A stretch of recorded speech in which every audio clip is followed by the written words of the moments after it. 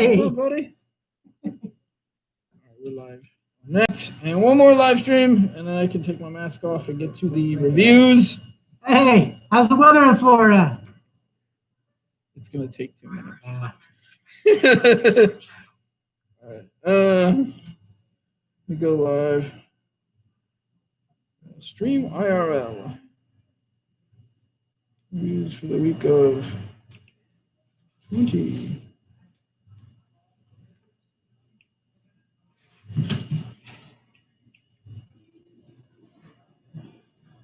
He says a little cold. Little cold. I'll take a little cold any day of the week. Yeah. All right. And get comfortable. Get ready to do this. Y'all give me my space so I can take my mask off. Let me grab a sip. Long road ahead of me. We have a metric ton of comics to review this week. We may or may not be reviewing comics next week. We don't know. Holidays, delivery schedules, and the like. But we're going to go over quite a bit. I'm going to take my mask off because I can't sign fast enough for the deaf community. So it's just better to have my lips able to read. So my mask is going to be off for a little bit. I'm sorry. What else? Pop culture news. Do we have any? We did hear about an alien show that they're going to be making. Alien show? Oh, Jesus. All the announcements were last week, weren't they? Yeah. Yep. Greg Land got into trouble last week. We all got to see the most dopest episode of The Mandalorian. Oh, yes. The episode of Mandalorian. We cannot spoil it, though. So let's not. No, we can't spoil it. It's only been a couple. Yeah. Usually that's my take. If you didn't watch it at midnight, that's your problem. But no. So we can't spoil that. Well, Wonder Woman drops this week. She does in just 3 days. I can't wait. I will be watching that for sure. For sure. What else? Anything else? Not too much. It was kind of a slow week overall. Let's see. Let's just jump right into it. To the disappointment of Cam, we are going to start with DC this week instead of Marvel. I know, painful, but DC is my jam, and that was the last stuff I read, so it's kind of fresh on my mind. First of all, we're going to start with Red Hood. It says All Hell's Coming to the Hill. This is Martin Burrow, Atkins, Moritat, Guadino, and Mounts. Honestly, this is some of the best writing we've seen from Red Hood in a while. We've also got some new characters in this. Well, I think they made their first appearances maybe last issue. Maybe they've been around before. You know, memory gets kind of fuzzy. This character is not called the Blue Hood. Sad face. I was hoping we were going to get a character named Blue Hood, but her name is actually Strike. But, we're fleshing out more of Jason Todd's sort of background and, new friends and so on and so forth. The art is much improved. I like this artist a whole hell of a lot better than the last artist. I'm watching the Swamp Thing. We'll talk to you. Enjoy that. I love season 1 of Swamp Thing. I wish we'd get a season 2. I hope we get a season 2. Is it? I think it's happening, yeah. I hope so. The CW bought it and is airing season 1, but I hadn't heard any news about them making season 2. Yeah. So we'll see. The guy they casted to play Alec Holland is perfect. Anyways, poor connection. Well, that's pretty normal for them all, let me tell you. Yeah. I hope everyone else has got a clear video. But as far as Red Hood issues are concerned, this one's pretty good. There's plenty of action in it. Next is a book that hit all the right spots. We're talking about Dark Knight's Death Metal, The Secret Origin. And if you can't tell from that cover, that's the Batman Who Laughs fighting probably the most other OP character in the history of DC, which is Superboy Prime. Yeah. We're finally going to get a redemption arc on Superboy Prime. And it hit all the right feels. I hate to say it, but I've loved Superboy Prime. I mean, like even him hanging out in like cell blocks in like the Lantern Corps, like just naked and pissed off and stuff. And then and like I as bitter as Superboy Prime is, I love that character for just how wild and selfish he can be at times. But this was a beautiful, I don't know, redemption arc. I can't talk more on it without spoiling it, but I think as a DC fan, I'd say don't skip this week. This is honestly my DC pick of the week. It was amazing. Amazing. So DC pick of the week, definitely the Death Metal, The Secret Origin. Next is Endless Winter Part 7, Justice League Dark, What Secrets Lie Beneath the Ice. This is going to go into the origin, well, sort of re-origin of an older Swamp Thing that is going to make a comeback.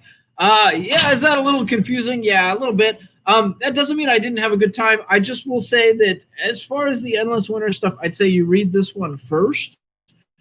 Weekend this week, but definitely not last like I did.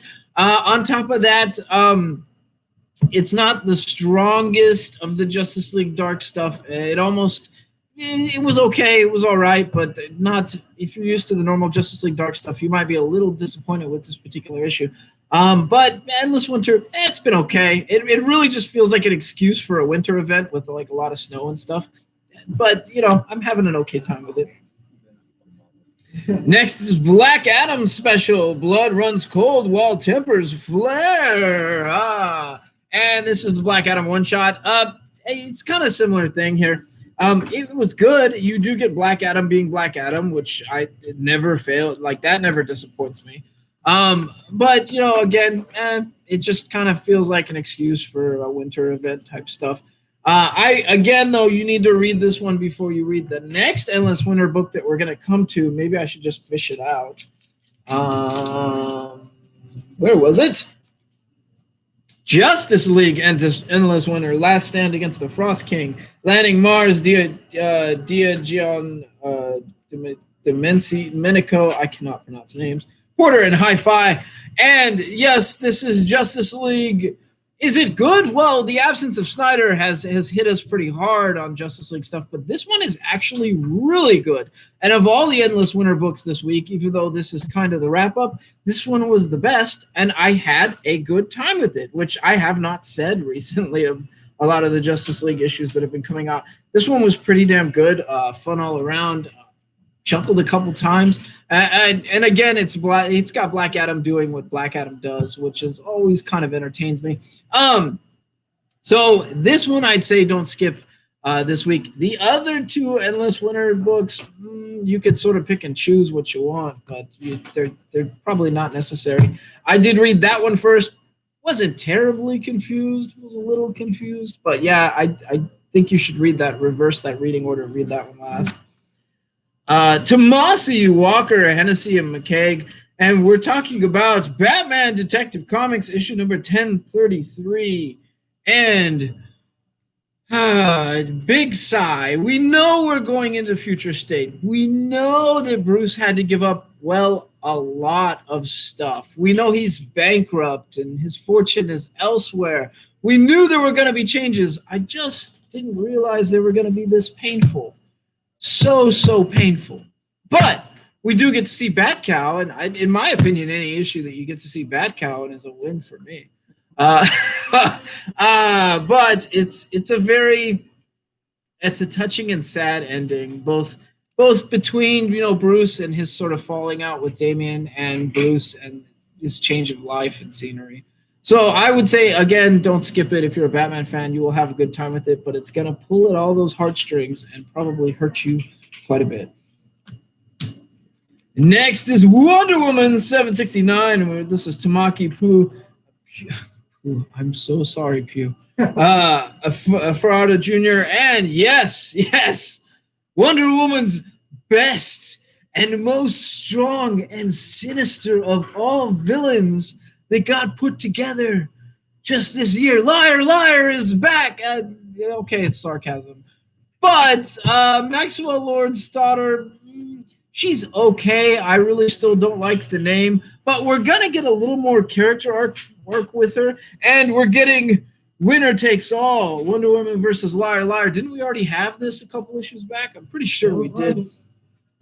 But the final fight, it's okay. It's better than the other final fight with Liar Liar, which was, I think it was all right at best. I have not hidden that I hate this character's name. It's such a stupid name. And, as far as power sets are concerned, yeah, she's got Maxwell Lord's power set, which is a real problem. And, she's got a bit of a temper, which, again, is a real problem for both that power set and that person. But, I don't mind the character. Just needs a better name. But they're fleshing her out a little bit more. So I would say if you're a Wonder Woman fan, you will not be disappointed with this issue. Next is Batman Annual number 5. And this is the origin of Clown Hunter revealed. Ginny the Fourth and Stoko. Let's first touch on art. The art in this was actually really good. It was the proper amount of whimsical that I want told around a story with this character, Clown Hunter. And I like this character, Clown Hunter. He reminds me a lot of one of my brothers that used to be my roommate in the Army. So every time I read about this character, it sort of hits me in the feels. But we're going to get his actual origin story fleshed out. Now, we do know that the Joker had killed his parents and that Harley was apparently there, so he blamed her quite a bit for it. And what led to him sort of breaking and deciding to pick up the bat? Because he taped a batarang to his bat, remember? The bat? Yeah. So that cheesiness aside, I really liked this character, and I loved his origin story. It was nice to get a bit more of it. And the art was great. So as far as Batman books are concerned, this annual was kind of really fun, really fun. So if you're a Batman fan, another one that you should probably not skip this week. Next is Batman Beyond, issue 50. And this is Jurgens, Chen, Parsons, and Sotomayor. Final issue. So if you are a fan of Terry McGinnis, and I know there's quite a few of you out there that just decided to never let the cartoon series fade and got into Batman Beyond in the comics, you will be very sad to know this is the last issue of Batman Beyond. Bruce Wayne himself is injured, and Terry McGinnis has to get to the bottom of who it was and how it happened. And it's someone who looked exactly like him. So, yeah, it's a real problem. Meanwhile, he's going to team up with somebody from Batman's past, maybe part of the Trinity, and maybe not who you'd expect in this situation. So I had a pretty good time with it. And I think as far as send-offs are concerned, it was great. Granted, I haven't been too into Batman Beyond in later years, so it's kind of been hit or miss with me. But this is a good send-off for it. And, I don't think you'll be disappointed if you're a Batman Beyond fan, other than the fact that the series is coming to an end. Next is Visaggio, Melnikov, and Guerrero, and that's the Ginny Hex special, Wonder Comics. And I didn't realize we were going to get more Wonder Comics, and I'm super thankful that it is Ginny Hex. If you don't know who Ginny Hex is, well, she's Virginia Hex. She's, I guess, the great-great-great-granddaughter of Jonah Hex. But her origin story, we're going to get way more backstory than we were used to. I mean, way more backstory. And so she kind of unites with her father and her sordid past, and it results in the world around her changing into a very Western-themed world. And the reason being is, well, her dad stole an artifact from her trunk. So you're going to get tons more about Ginny Hex fleshed out. And, if that felt a little spoilery, I'm sorry, but there's way more to this than I've let on. There's so much more. You are getting it's a thicker than normal comic, but when I read it, it felt like I read a trade paperback. There's just a lot going on in this issue. They definitely did not slow down for anyone. And I don't think this is going to be an ongoing series. I believe this is only a one-shot, but what a damn good one-shot.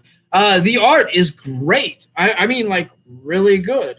I had nothing to complain about this art. There were times where I'd turn a page and almost get some Jamal Campbell vibes. I mean, it was pretty good.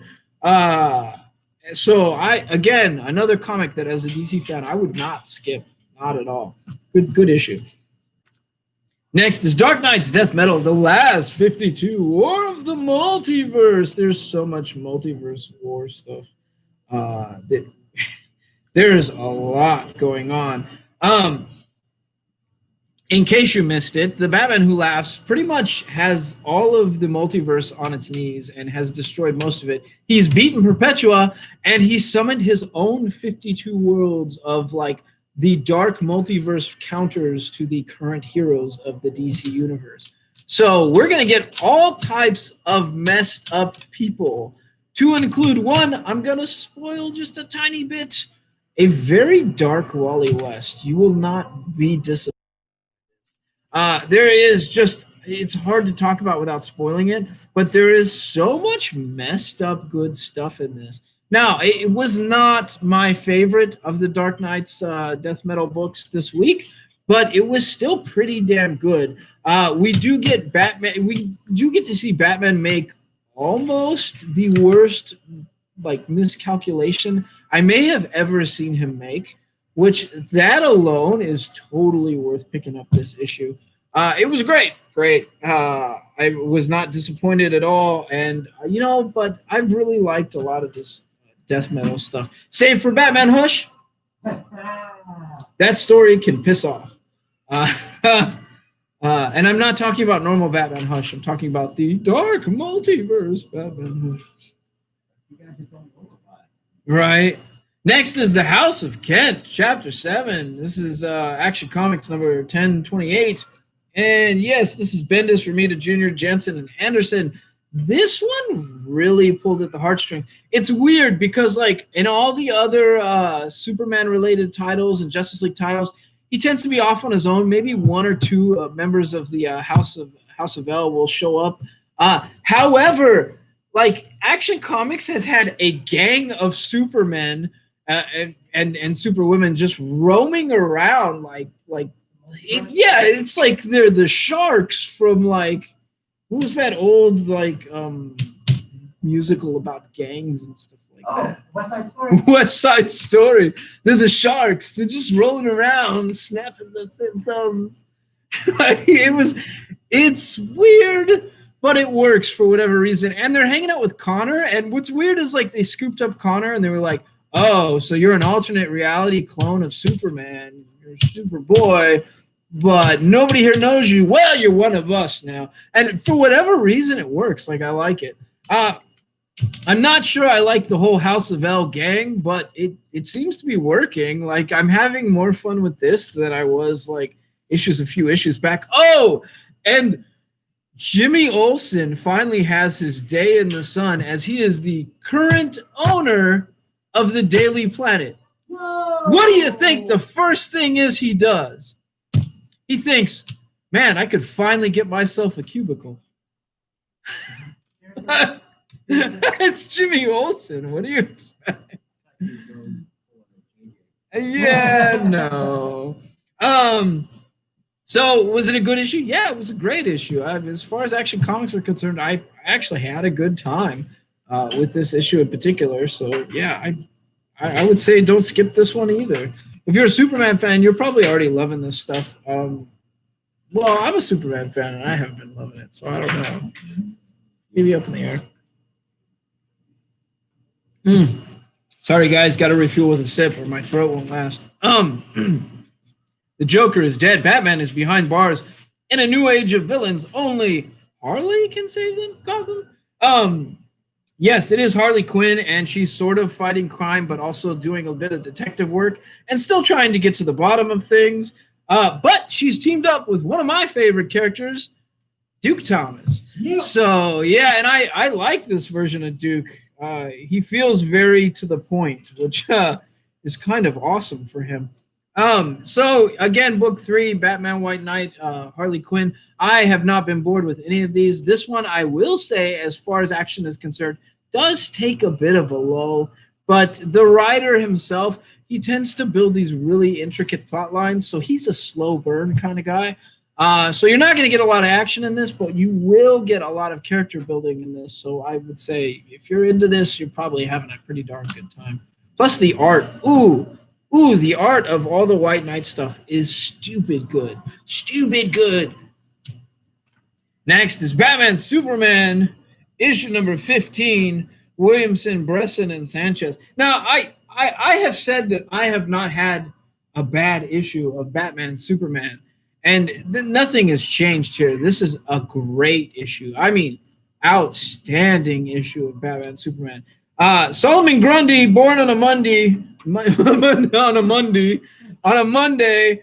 You know the Solomon Grundy story, but what you didn't know, or maybe you did know, but a lot of other people don't know, is that Solomon Grundy gets reborn in Slaughter Swamp into different iterations, and the current iteration is a ticking time bomb. Yeah, that's a problem. I mean, Grundy's already kind of a ticking time bomb, but not really in the literal sense. But this time, yeah. And, well, what happens in this story might forever change Solomon Grundy as a character. And I want to know what's going to happen with him, because he's kind of a tortured soul and sort of something that, Batman and Superman try to reason with him, but it's like trying to reason with a toddler that is, an A-bomb also. So, but they've always tried to reason with him. And so this is, it feels like something magical might be happening here. So I'm going to say again, another DC book you probably shouldn't skip this week. But this Batman Superman stuff has been just top tier, top shelf stuff. Next is Tales from the Dark Multiverse, Dark Knight's Metal. Ooh.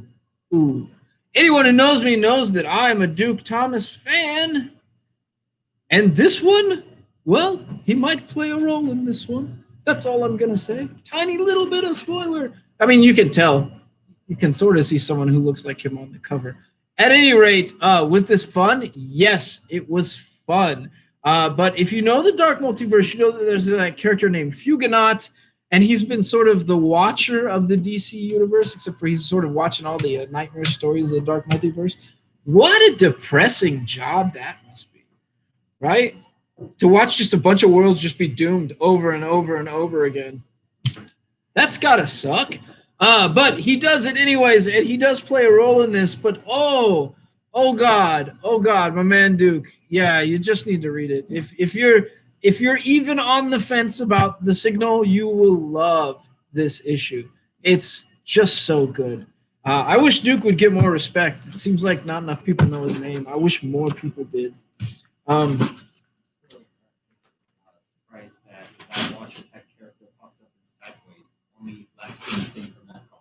Yeah, he was in Sideways. That was like his origin, wasn't it? Yeah. Yeah. The one that, you got to be careful. Yeah. What a weird character, though.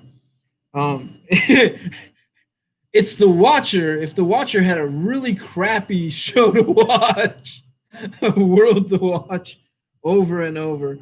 I guess that would be the Unseen right now. Yeah. Oh, yeah, it would, huh? Next is King Size Conan. This is issue number 1, King Size Conan. It features Roy Thomas, Kevin Eastman, Stephen S. Tonight, Chris Claremont, Kurt Busiek, Steve McNiven, Jesus Saez, Roberto De La Torre, Pete Woods, and more in a savage celebration. Now, I got a weird thing to say here. It says 50 years of Conan at Marvel. Is it really 50 years of Conan at Marvel? Didn't they just buy the rights back like 2 years ago? No. So, okay, Marvel, I think you're cheating the system here, but we're going to let you have it because as far as Conan issues are concerned, this one's pretty good. Did he fight a blood god in this issue? No, oddly enough, he didn't fight a blood god in this issue. He fought a wood god. What? And there is a Kevin Eastman story here that is not only written by him, but is also the art is by him as well. And it has a very TMNT feel. I felt like I was reading the original series, the OG TMNT comics. It was great. But with Conan, which if you know them, you know that they're huge Gru the Wanderer fans, so they've got a thing for what's the word? Barbarians. I was thinking Berserker for whatever reason, but they've got a thing for barbarians. So yeah, I think he felt right at home with it, and it showed. It was a pretty fun story. So if you like Conan, you will love this. Honestly, it's pretty good. Next is a comic that I have finally sold one person to subscribe to in our store. And I can't figure out why it's only one person, because this comic is amazing. It's so good. And that is The Marked by Brian Haberlin and Gerard Van Dyke. Oh, God, The Marked. Again, the art is really, really good, but they're fleshing out their stories a lot more. This current coven, it turns out it's not just the only coven of witches with tattoo magic, I guess is what you call it. There are several across the world, and they're currently in trouble because there's too much weird stuff happening with their coven. They've done too much in too little of time, so like the other covens are starting to get a little anxious about them. Meanwhile, there's another character that's sort of fallen in with them that literally fell out of another world. But again, like, while the story is really good, and I do like the writing, the art is what sells this. The art in this series is so ridiculously good. And I'm looking at the back of the next issue, which is showing the cover of the next issue, and you'll see what I mean. Like, my God, it's just some glorious stuff. Yeah. So, anyways, don't skip it. The Marked, if you're looking for a good indie title, Marked issue number 10 is awesome. Awesome. Next is Spawn 313, Todd McFarlane and Carlo Barberi. And it says he is coming. Plague Spawn, or sort of anti-venom looking Spawn, is I think what Nate called him. Is it a good issue? Yeah, it's a good issue. It's mostly centering around, well, she's Spawn and the gunslinger, but I had a pretty good time with it. Do we get Plague Spawn in this issue?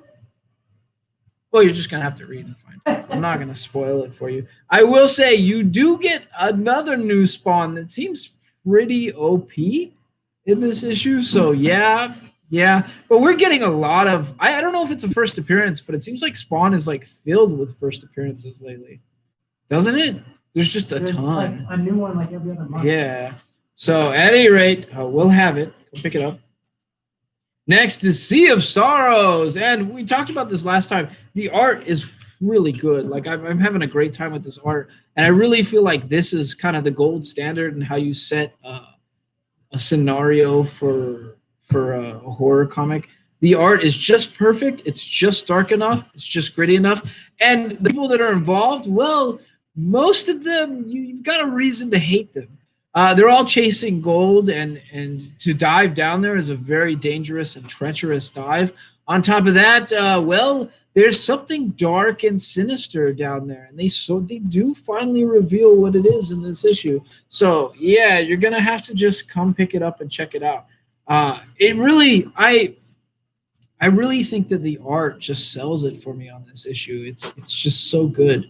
There's nothing to complain about with the art here. It's awesome. The story's pretty good. I do like that they set the stage with a bunch of characters that I hate them. I hate them.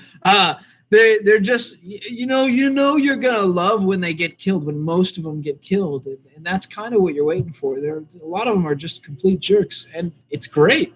The writing's fun. Next is Peter David, German Peralta, Dale Keown, and Jesus Bertov, and Jason Keith.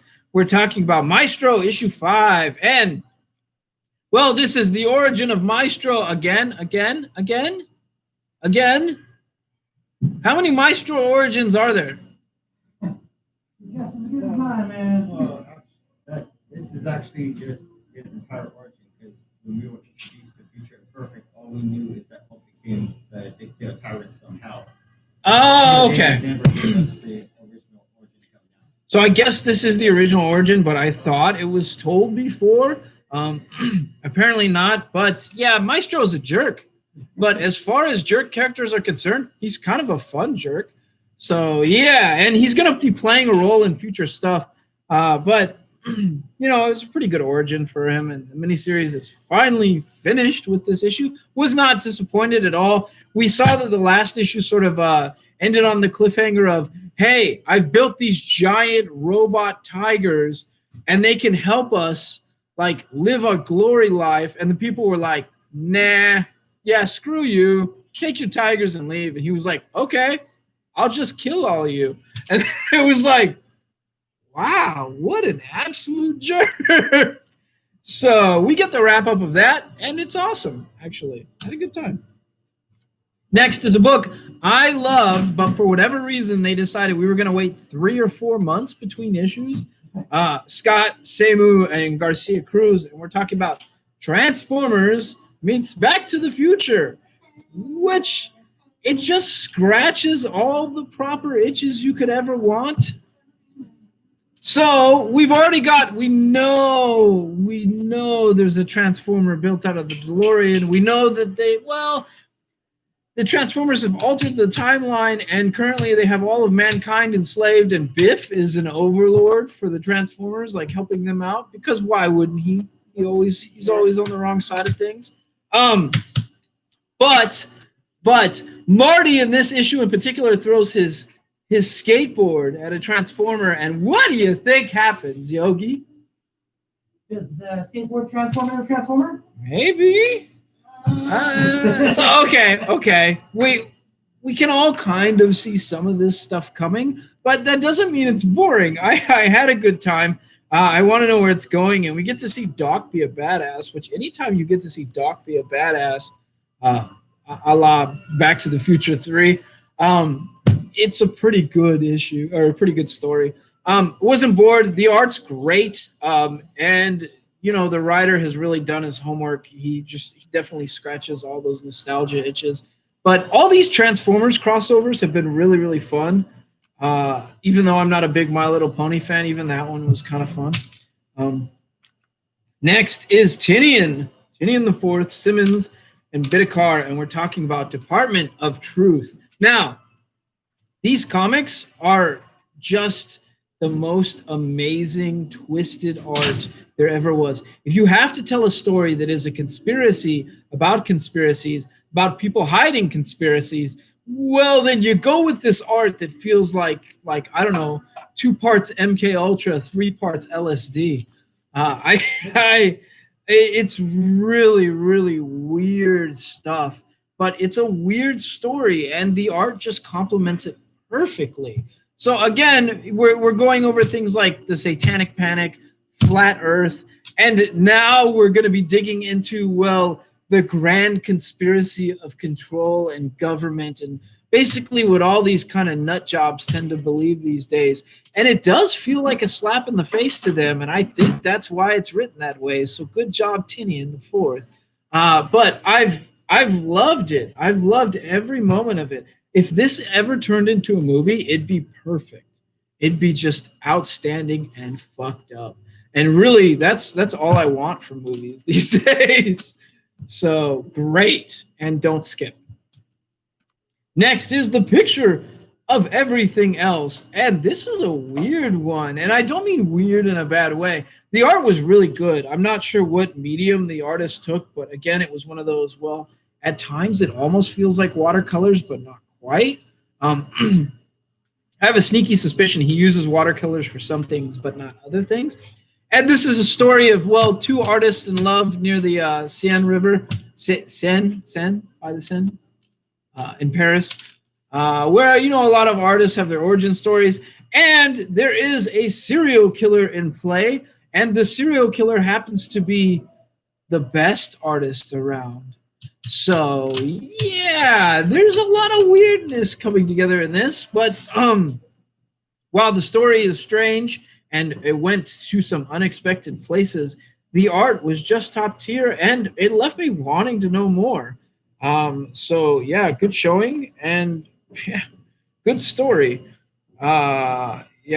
So, anyways, I would say check this out if you're looking for a good indie, but maybe sit down and don't speed read it like I did, because I really wanted to sit and savor this one, and I just didn't have the time.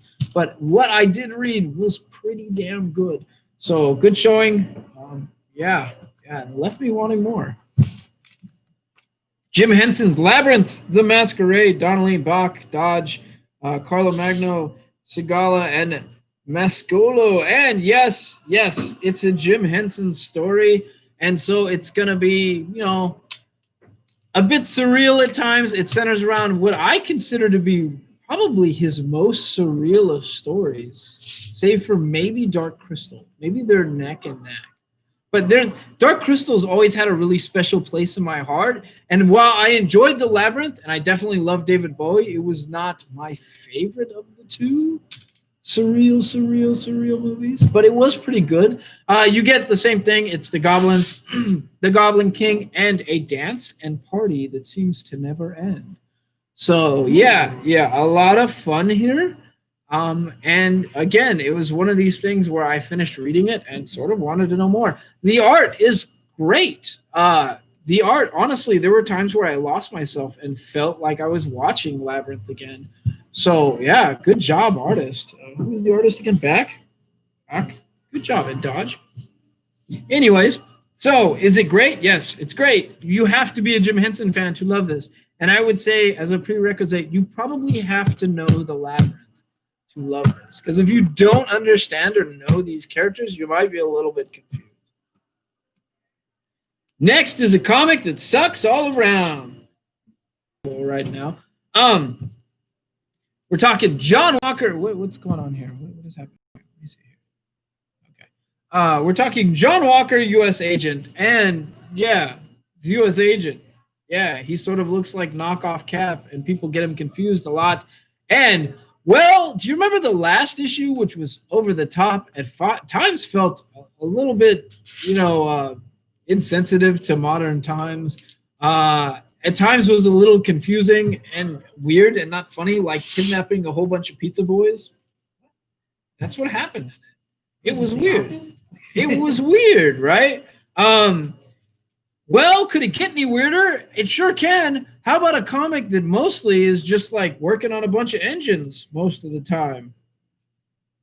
It feels like there was a lot of mechanic work in this issue. They're fleshing out his story a little bit more in background, and yeah, people get him confused with Captain America again. And his new mentor is not so much a mentor as like a really bitter man that just wants to drink at times. I don't know. I'm not having a good time with this. It sucks. It's hard. It's hard. Like I hate to not recommend a comic when I'm in the business of selling it, but I don't know if there are any true U.S. agent fans out there. Maybe like this, but you can come tell me why, because I've not had a good time with it. That's all I'm going to say there. So I would say if you are absolutely a true U.S. agent fan, why? But we'll have it. Howard Toe and Arcianega, and we're talking about Excalibur. And we went from a comic that left an awful taste in my mouth to a comic I actually had a really good time with. And I think I am most critical of Excalibur of all the X books because it hasn't been my favorite, which is weird because I like Jubilee as a character, but it just hasn't been my jam. Meanwhile, we saw that Betsy Braddock paid the ultimate price during the Contest of Swords. What was it called? It was just X of Swords, right? But what was the actual contest called? I can't remember the name of it either. All I remember is she got owned. She got owned. She got wrecked. Like in perhaps the quickest death in combat and comic history. She went rushing at somebody and just shattered. And like that was the end of her. And everybody was like, what the hell? Well, we know she's not quite dead. Some things happened at the end of that saga. And we know she's not quite dead. But meanwhile, the Excalibur team can't seem to find her. So they tap the one source that could find Betsy Braddock. I mean, let's think about it. What's Captain Britain known for? If you know that, you might know what they're tapping. And we'll go from there. Is it good? Yeah, it's good. It's really good. There's a lot of story here, like a lot. And they're fleshing out more of the Otherworld and all the fairy stuff. And it's just kind of fun.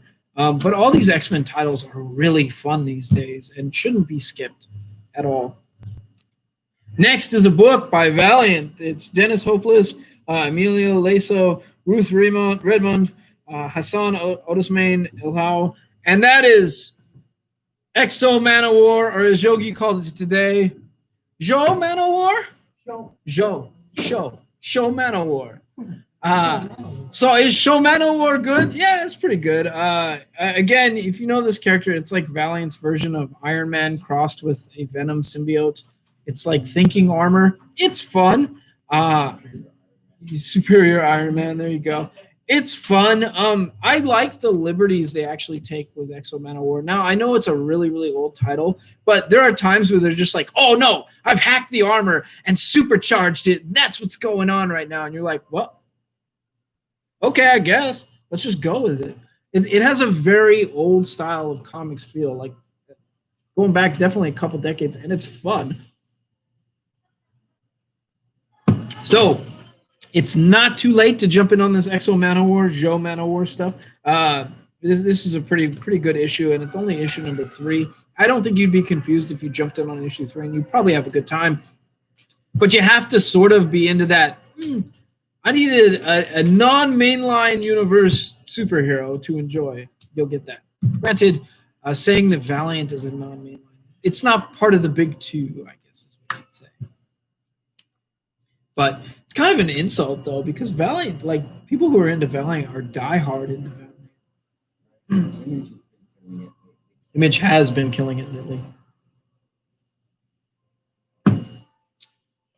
Next, if my throat will survive this tirade of language, Jason Harris, Dennis Hellum, Stephen Green, and Rico Renzi. Again, Sea of Stars. This story is one part Robinson Crusoe and one part superpowers in space. And I haven't been bored. We're going to get a little more origin story on this issue as to why the sun has all these powers in space, and he's going to meet up with other people that are sort of similar in some ways, and what part of space they've cut out, and that's interesting to see.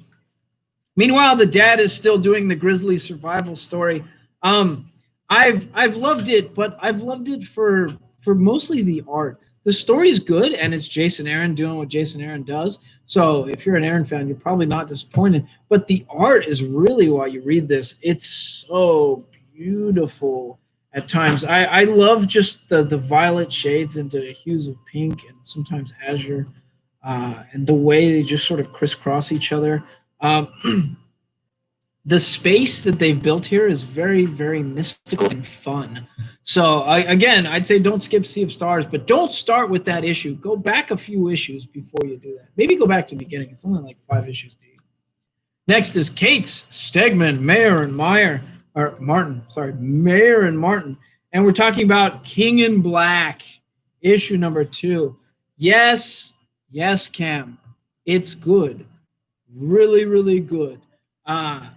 Is it as good as the first issue? No. Is it as good as that last Venom?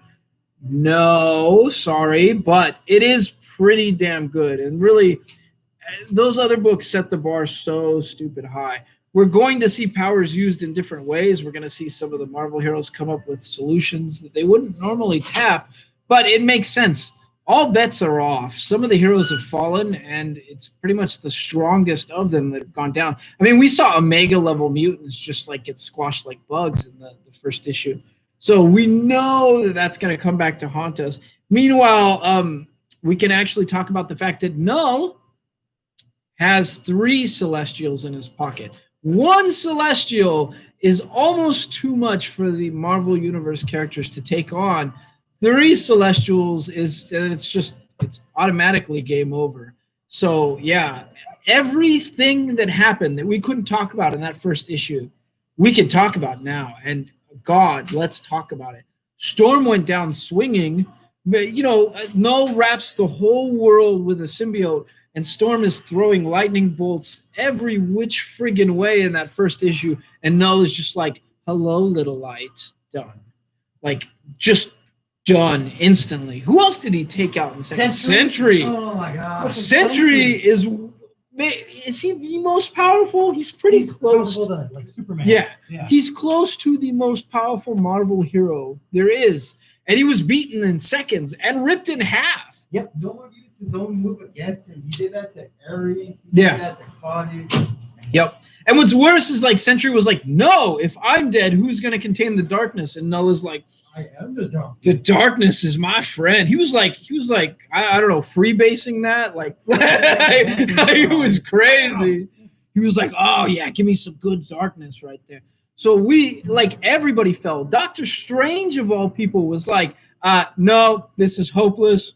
We're done. And when Doctor Strange says that, like, Doctor Strange will open up dimensions to pull things through, to fight things off. And even he was like, no, this is too much. Way too much. It was weird. And then the panic that was like in the eyes of Tony Stark in that first issue was pretty damn intense.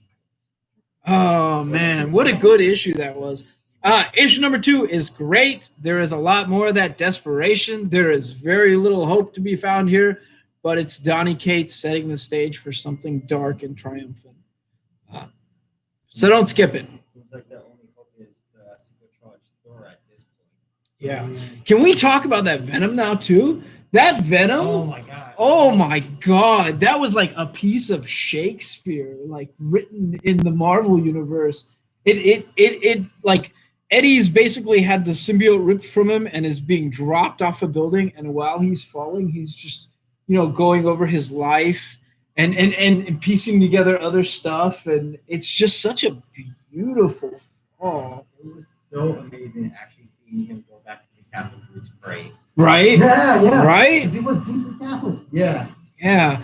And oh man, it was just we've already had a thing for Brock because of Donny Cates' run, but man, that one hurt. So hurt. It was good. It was good. Okay. So yeah, don't skip that last Venom. Definitely own that thing. Even if you got to pay a little higher to get it at this point, go get it. Next is the Terminus Gauntlet, moving target, and that's Star Wars Bounty Hunter, and we're talking about Sax, Villanelli, and Prianto. Again, I know I sound like a broken record, but I still don't care about this Valance character. I just haven't had the best time. But you know what would make it better? If you throw Han Solo into the story. Yeah! For a little bit. It's a little better. I still feel like Terminator and Star Wars, which is essentially what Valance feels like, is just, it's okay. It's okay. The twists and turns would be better if I had a more, I don't know, fun character. But I know some people really dig it, and I will say the art is always really good. There's little to complain about as far as the art is concerned. I just don't care for this character as a whole. I keep hoping that the title being Bounty Hunters, we're going to see it transition to another bounty hunter, and it's going to be like something amazing. We're going to be like, oh, I never saw this coming. Instead of old Valance. What's his name? Like Valance Dash or something? I just remember Valance. I barely remember Valance. Can't remember his name. Yeah. Man. Throat. Come on, Throat. We've only got a few more books. We're going to make it. Next is The Scumbag. The world's fate rests with the worst person on it. Remender Powell and Denisio. I have loved the dry humor and the one-liners from Scumbag, and this issue is not going to change anything. The art is really, really, really, really, really, really good, and yes, we're doing basically a Scumbag as a James Bond character. What would happen if the sickest junkie in the world happened upon a super serum? Well, a story like this would happen. We're going to find out what activates his powers, but it's the one thing that shouldn't work. And the way he uses it when it activates is so comical. I laughed out loud at the peak of this story, but I got to tell you, it feels like they're telling a joke. They're basically setting the stage for a joke. They're building a believable storyline, well, semi-believable storyline that's building towards a punchline that is completely unexpected. And that's what happens in this issue. It read like a joke, a really, really good joke, and by the end of it, I was quite happy. But I can't spoil it for you. That's the worst part. We can't talk about it without spoiling it for you. So I'm not going to take that punchline away from you. But I will say, if you're my loyal, like our loyal regulars who have been reading Scumbag, you're still not going to be disappointed. This is more of the same. It's been really fun. Next is Dune, House Atreides. Oh, Brian Herbert. I didn't know Brian Herbert was actually on the comic. Did they just stick his name on there because he's Brian Herbert? Brian Herbert, Kevin J. Anderson, Dev Premanik, and Alex Guimarães. And yes, June, House Atreides. We are getting the story of House Atreides. We are also getting quite a few other planets and houses in this. So we're getting Leto's backstories. So young Leto and what he does, and how he came to be. And then you're also getting the Harkonnen struggling with Fremen on actual Dune, Arrakis as it's called, but Dune. It's good. It's great. The art is good. I have a sneaky suspicion that the artist that worked on this is the same artist that might have worked on The Magicians, but don't quote me on that. It feels similar at times. The art's good. The storyline's good. I do like that they're going from house to house, which is kind of a wild way to tell this sort of story, but does make sense when you've read the Dune novels. It's fun. I'm just, as good as this comic is, it just feels like this comic should have came out alongside the movie, and they delayed the movie, so it's kind of painful to read this at times. But again, don't skip it. If you're a Dune fan, you will have a good time with this. Don't start with that issue, though. Definitely go back a couple issues if you're a Dune fan. Next is Spider-Woman, issue number 7. The nullified variant. We've got the nullified variant, and this variant is actually, what is it? Tell me who the artist is. Yeah, Peach Momoko. We can all tell now by her style. Peach Momoko variant. It's going to fly off our shelves. We do have some of the mainline variants. Our mainline covers, cover A's. I can't even speak anymore. But this story is weird because do you remember Spider-Woman? Like, it started out strong with like the first issue, and then it had like a lull where we were like, it's okay. And then all at once in one issue, like just chaos erupted, and it became like one of the best comics on the shelf. Like, there was just a lot going back and forth. It was like she was warring with her family and had issues, and then there were like a couple twists, a couple betrayals, and it was all in one comic. This has that same sort of chaos. There's a ton of chaos going on. They're fighting Null, basically. And, Jess needs to supercharge herself. And it sort of puts her at odds with everyone else. Now, is it good? Yeah, it's great. It's great. And I love her new look. Everything about it is fun. It's just got that same sort of chaos feel as that one issue. So I would say don't skip it. But do you need to read this to know all of the King in Black stuff? No, it does feel like a side story, but it's a side story that was fun. No. You said as fun as Hulk? You're talking about that Immortal Hulk with Joe Fixit and the Savage Hulk in child form? Joe Fixit, be a papa to a Savage Hulk. Joe Fixit, the way he handles that at the end of that issue it's such a Joe Fixit method. I mean, like, you even see him spin what he's holding, and it looked perfect. I loved it. God, I loved it. Okay, let's go on to another issue that I absolutely love. This is Christopher Cantwell, Salvador Larroca, and Guru Effects. We need to talk about logical endings and logical endings. This is the end of the current Doctor Doom arc. We saw him lose Latveria, be betrayed, get Latveria back, but the Earth was still doomed, and now he's going to try and solve the problem of the black hole called Antlion exploding on the moon. And the only hubris, I guess I worded this wrong, the only thing that could fail Doom is his own hubris, because that's what always happens. And this issue is no different. In fact, the way it gets handled is the most messed up but most Doom way ever. It's perfect. There are very few times where I will say that I'm holding a perfect comic in my hand, but the end of this Doom arc right here is friggin' perfect, and you need to read it. But you need to read it knowing part of this arc. But oh, God, is it a good ending. It's very Doom, and you know what you're going to get if I say it like that. He's pretty sinister and brutal in his own right. And I can't say anything else because I will absolutely spoil it for you, but don't skip it. And in fact, I'm going to say it. This is my Marvel pick of the week. I think Doom is my Marvel pick of the week over King in Black. because I laughed so hard at the end of this issue. It's amazing. Yeah. Next is Star Wars Adventure Smuggler's Run. This is Rucka, Worley, and Romling. Yes, this is a Han Solo story. If it's got Smuggler in it, you pretty much can assume it's going to be Han Solo and Chewie. Yes, that's what you're getting here. They do introduce a new Imperial character that I don't really recognize with kind of a cybernetic eye. It's pretty cool. And I felt like I was reading a trade paperback. Now, I know these issues are tailored towards kids, but I had the best time with this. They went to a lot of locales. There were quite a few twists, a lot of fun to be had. And I think this might be the original issue that pissed off Jabba, that put Jabba and Han at odds. Because, like, there's one point where Han is just like, yo, I have Jabba's money, just take it. Just take it. So it feels like this is the event that was hinted at in that Return of the Jedi deleted, then re-added. It was Star Wars. It was the original. It was the original Star Wars, A New Hope. Because it was originally a human actor. It was deleted and then re-added later. Yeah. It didn't age well either. McClunky.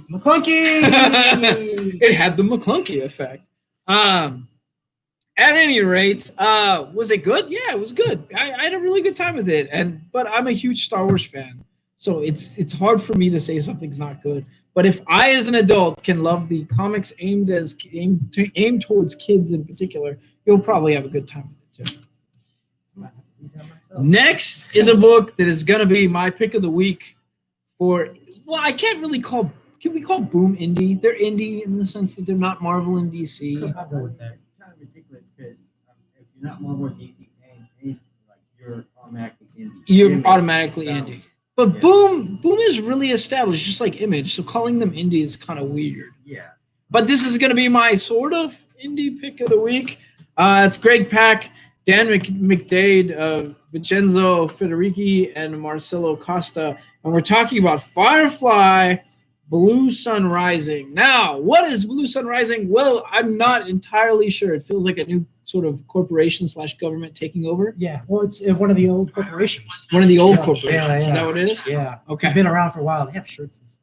Oh, okay. Well, it's them rising, and that puts things at odds with Mao and the rest of the crew. But I got to tell you, I haven't been reading a lot of this Firefly stuff. It's been sort of like onesie twosies here and there. But the art in this is great, much improved from some of the other art that I didn't like a few issues back.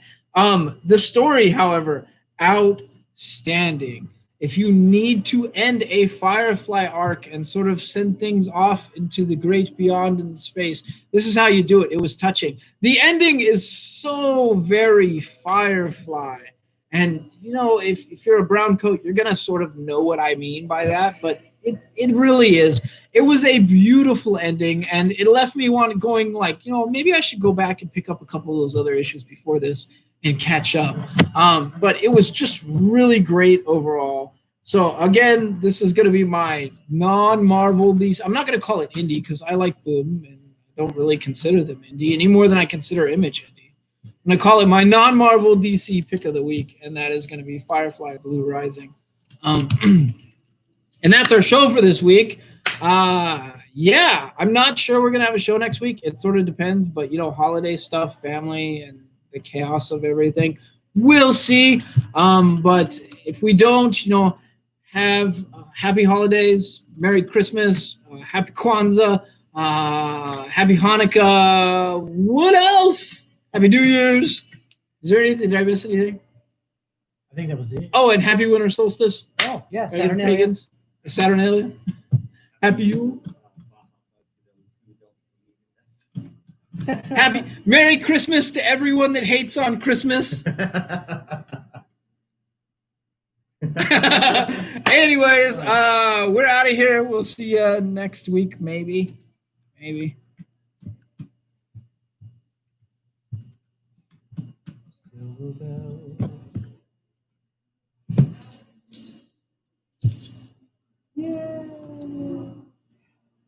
I'm gonna count down the drawer. Okay. Unless you need to make a purchase. Anyone need to make a purchase? I do need to buy my stuff, but I'm gonna wait till tomorrow. Your screen isn't touchscreen.